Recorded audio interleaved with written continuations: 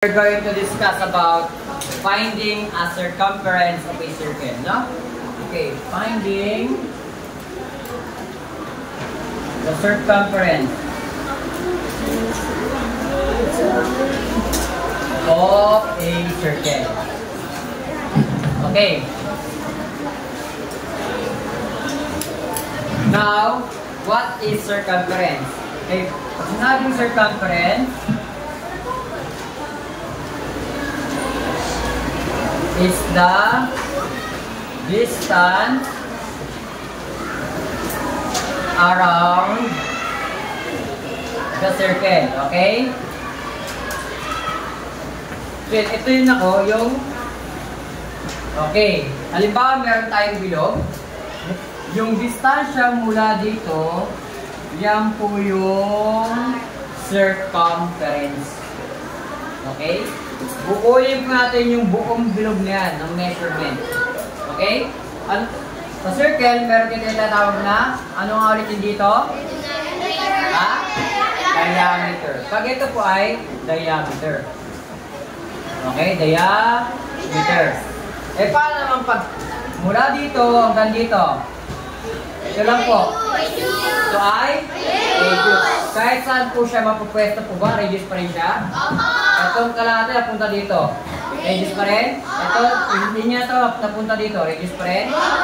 Itong linyang to napunta dito. Radius pa rin? Ay, diameter? Itong linya napunta dito. Diameter? Yes or no? Okay, so ito ay radius.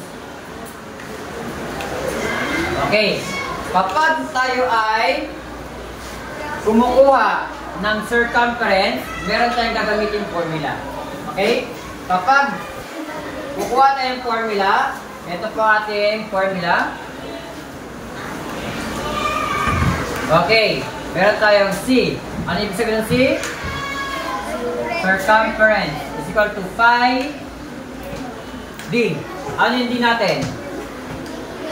Diameter. Pero itong pi po, may equivalent value po siya.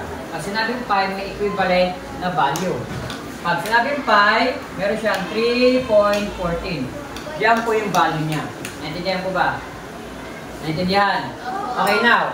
Then, meron pa tayong isang formula. Okay? Meron tayong formula 2 pi r. Or ano yung r natin? Radius naman siya. Kapag ang given ay hinahanap ay si radius, o given ay hinahanap si radius, ang hinahanap ay circumference, pero ang given ay radius, ito po ating gagamitin formula.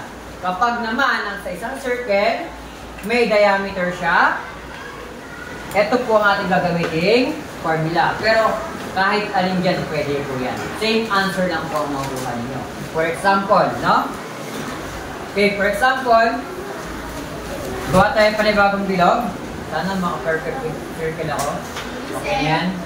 Next, halimbawa, yung distansya dito, mula dito, meron siyang 10 cm.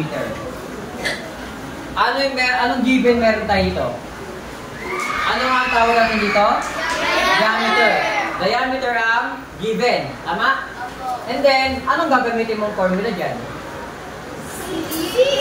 C equal to alin dyan? Alin dyan? Alin dyan? Yung nasa taas o yung sa baba? Nasa taas. Very good.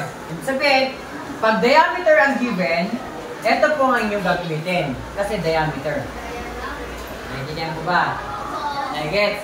Now, okay. Gamitin natin yung formula na yan. Okay? Okay, ito na yung solving. Okay? Copy natin. C is equal to pi times D. Tama po ba? Kaya ang operation nito ay multiplication. Naintindihan po ba? Next. C is equal to pi. Ano nga yung value ng pi natin? 3.14. Okay, 3.14. Lagi po yan. Lagi. Okay? Next. Then, times. Okay? Kahit nyo na times. Ano diameter natin? Ano yung diameter? Ayun, 10 cm. Ganyan lang po kasi.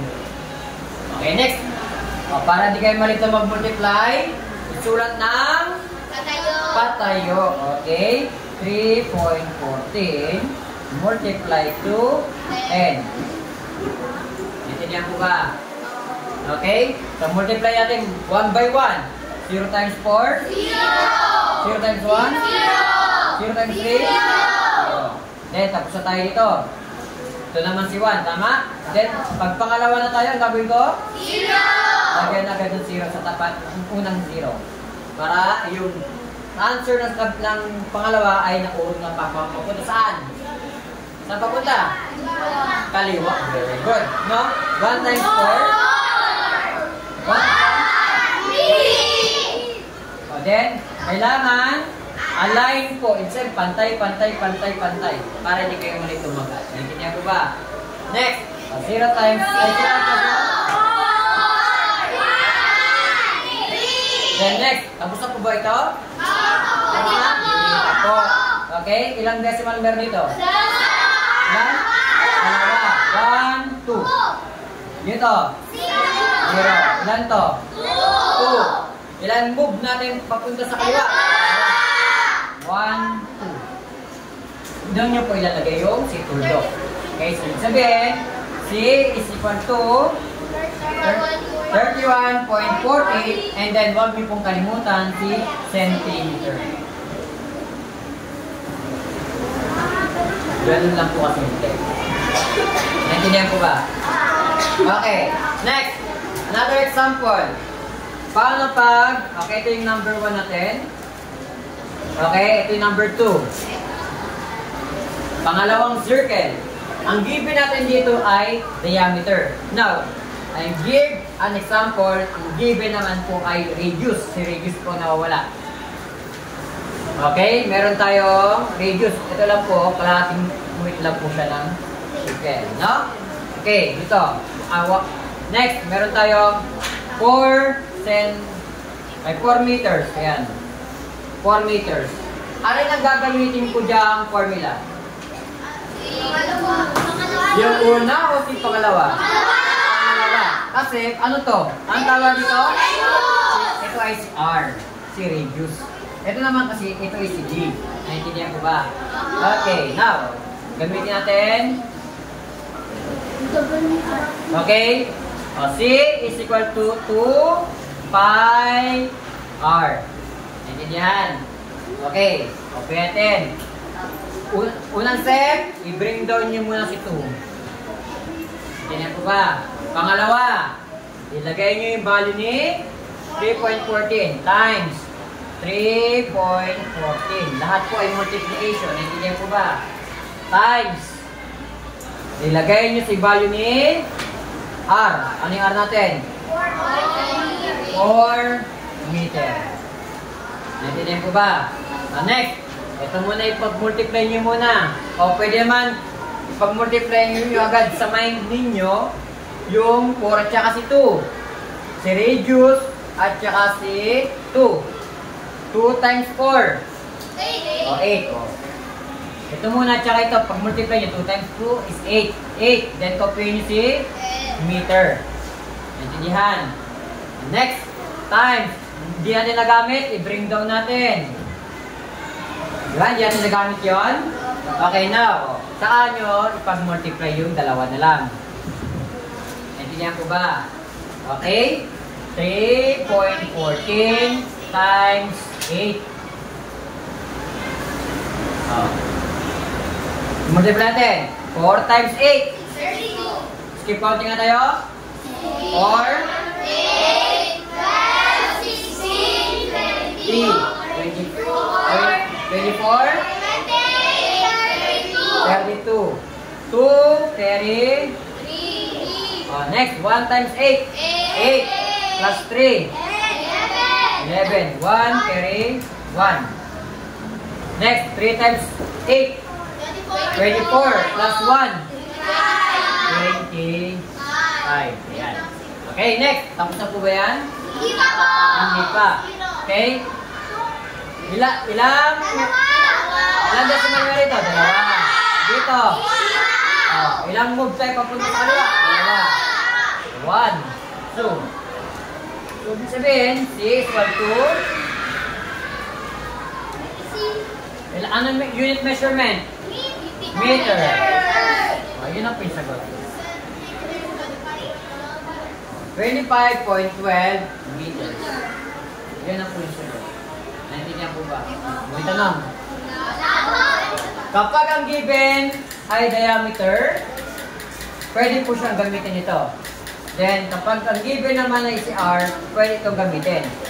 Next. Sir, paano yun, sir? Pwede ko pang gamitin si una kahit ito yung given? Yes or no? Yes? Sir, sabi nga, di ba? So, ito po yung nakita ko sa figure. Radius po yung given. Pero pwede ko po siyang gamitin itong sa kauna-unahang formula? Yes, pwede. Ang gagawin mo lang, anak, pag nakita mong kalahati lang to, mag-add ka lang din ng 4. 4 plus 4, 8. Oh, ibig sabihin, meron ka ng diameter is 8. So, pwede mo na gamitin ito. Formula number 1. Kasi nga, diameter ang gagamitin mong formula. Kahit si radius, ang given, pwede mong gamitin si unang formula. Ilalagay mo lang sa mind mo, kalahati nito is 4. Pag nag-whole siya sa diameter is 8. Ibig sabihin, 8 times 3.14 na agad. O, kagaya dito, 8 times 3.14 na agad. No need to multiply na 2. Okay? Agad-agad ka lang gumamit ng unang formula. Naintindihan? Nai-get? Yun lang po yun. So yun nahihirapan. Saan ka nahihirapan? Saan ka nahihirapan na? Saan? Oh, paano ito nakuha 3.14? Sir, given na nga yan. Basta pi, yan na po yung value. Naintindihan ko ba? Naintindihan? Ang nagbabago lang dyan, yung diameter. Ito po yung nagbabago dyan minsan. Depende sa binigay ni teacher. Naintindihan ko ba? Okay?